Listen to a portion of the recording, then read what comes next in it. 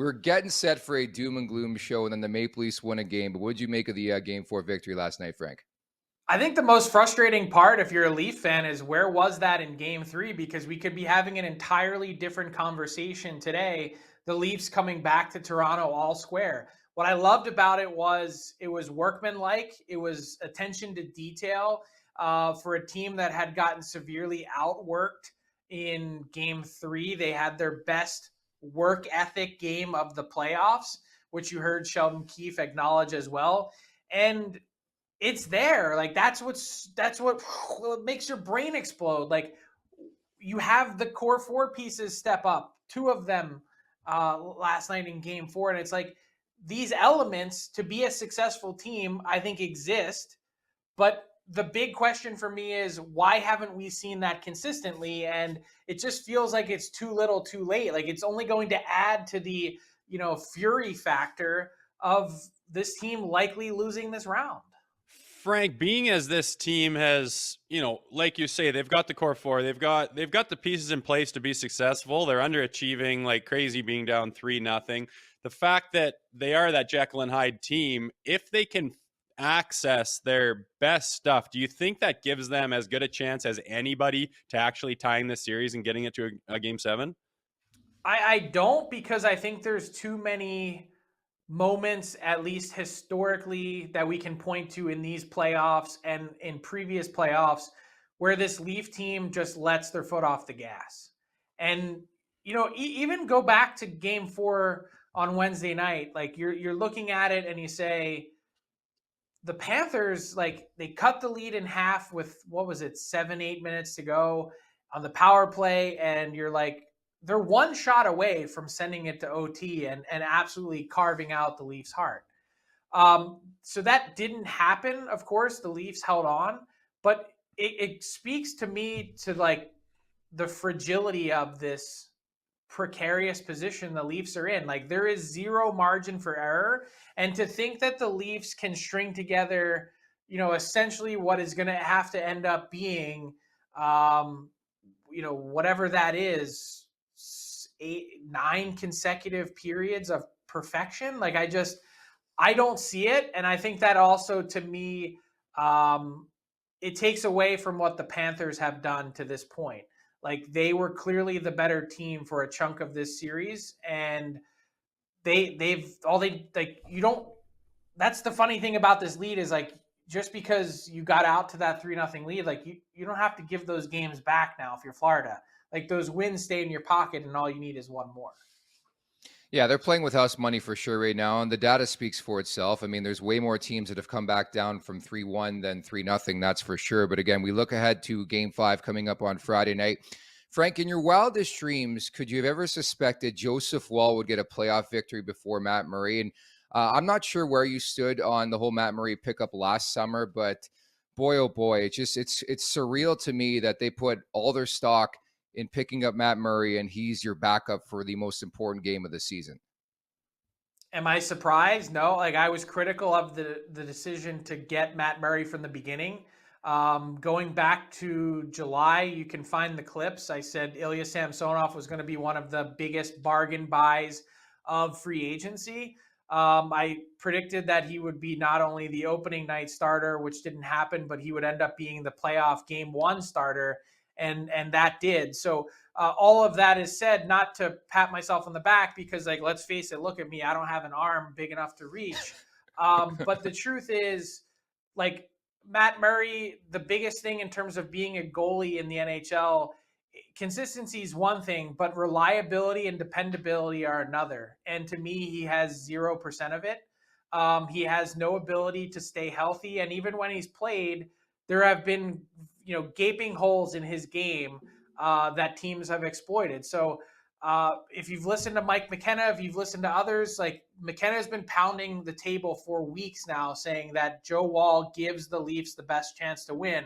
So the fact that he was the guy, I think what that actually does for a team that has lots of cap issues makes that really exciting for next year and beyond, especially if you can also bring back Samsonov on a reasonable number. You've got Wall at an incredibly reasonable number. That's a great spot to be in, but it also speaks to the idea that you're talking about next year already. So, I mean, if you look at it one way, the Leafs covered their bases with goaltenders. Matt Murray, what can he rekindle from his past? Cover your bases with Samsonov. You get him cheap. And is there magic left in the tank? Can he be a quality goaltender? He has proven he can be throughout the stretch. Disaster happens. He gets hurt in the playoffs. You got a third layer of protection by having Joseph Woll in the weeds. Say they move forward, whether they win this series or whether they lose out on Friday is kind of irrelevant. Let's say you go ahead with Samsonov and Woll. What are the potential things you can do with Matt Murray? It's a little friend we call LTIR. I mean, that's where I think Matt Murray's heading. Again, dependability, reliability. He's banished to Robida Island. He's got something in his whatever, hip, back, groin, picket, you name it, that prevents him from being part of this team moving forward. So I don't have a crystal ball. I would just suspect that that's ultimately what ends up happening is that he's not in the picture any longer. Can they put him on long-term IR if he's healthy and that come training camp, he's like, I'm ready to rock. And they're like, I can't picture a scenario where that happens. A guy saying I'm ready to rock and they're like, no, we don't want you. You're going on long-term IR. Can you even do that?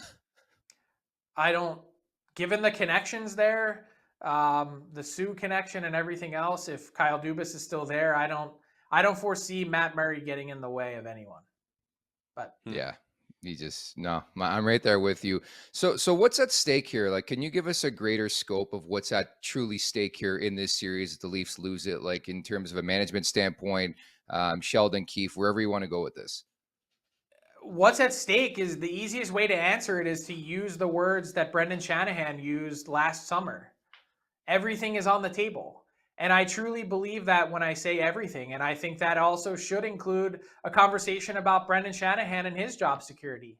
You know, we're now in year 8 of the Shanahan plan, and the Toronto Maple Leafs have next to nothing to show for it. You don't get trophies for being a good regular season team. You just don't. This isn't Little League baseball where I'm the scorekeeper and everyone's excited to get a snow cone after the game. It's not how it works. So that includes coach, that includes general manager who doesn't have a contract. And I think specifically, it also includes your core 4. I think there's some really significant roster construction decisions to make. I think if you were to, really think about how Kyle Dubas would have built this team from the beginning, would he have done it this same way had things not fallen a certain way? Would he do the contracts over again if he had the choice? Would he fight to get term, knowing the position that they're backed into now? You can't go and unring the bell on a lot of these things, but I think I understood where they were at last year and last summer saying,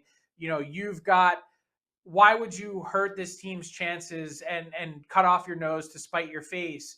But to do it again and bring back the same group, I can't see it making any sense whatsoever. So you talk about Kyle Dubas, just to wrap, the Pittsburgh story, Frank, just won't go away. What are you hearing about Pittsburgh's president and GM search? It's actually nearing the completion of the first round of interviews. They don't seem to me to be a team that's, sort of stalling and waiting to see if they can get Kyle Dubas. I think there's been a lot of smoke there. And I thought the stuff that I saw out there this week was particularly like harebrained and sideways tinfoil hat stuff. First off, is it possible that if the Leafs lose and Kyle Dubas, who doesn't have a contract, is he not back? Of course, that's a possibility. Is it possible that the Pittsburgh Penguins would then hire him to be either general manager or president of hockey ops? 100% there's a chance that could happen because Fenway Sports Group, we know has an analytical bend. We know that Kyle Dubas, one of his friends is Chaim Bloom of Fenway Sports Group and president of baseball ops for the Boston Red Sox. We know all of these things. There are plenty of lines to draw there. But the part where the Larry Brooks tweet lost me was saying that Mike Sullivan could be fired.